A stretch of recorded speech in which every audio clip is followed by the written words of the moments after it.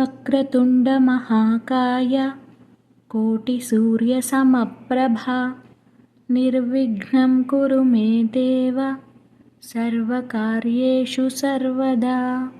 गुरुर्ब्रह्मा गुरुर्विष्णुः गुरुर्देवो महेश्वरः गुरुः साक्षात् परब्रह्म तस्मै श्रीगुरवे नमः।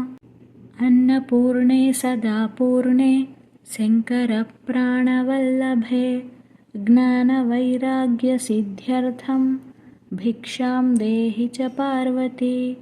माता च पार्वती देवी पिता देवो महेश्वरः बान्धवाः शिवभक्ताश्च स्वदेशो भुवनत्रयम्।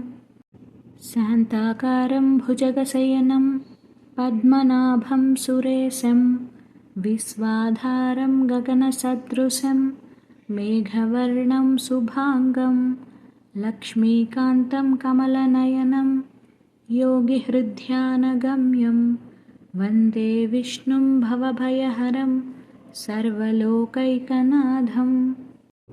वन्दे शम्भुमुमापतिं सुरगुरुं वन्दे जगत्कारणं वन्दे पन्नगभूषणं मृगधरं वन्दे पशूनां पतिं वन्दे सूर्यशशाङ्कवह्निनयनं वन्दे मुकुन्दप्रियं वन्दे भक्तजनाश्रयं च वरदं वन्दे शिवं शङ्करम्। रामाय रामभद्राय रामचन्द्राय वेदसे रघुनाथाय नाथाय सीतायाः पतये नमः। श्रीराम राम रामेति रमे रामे मनोरमे सहस्रनाम तत्तुल्यं रामनामवरानने।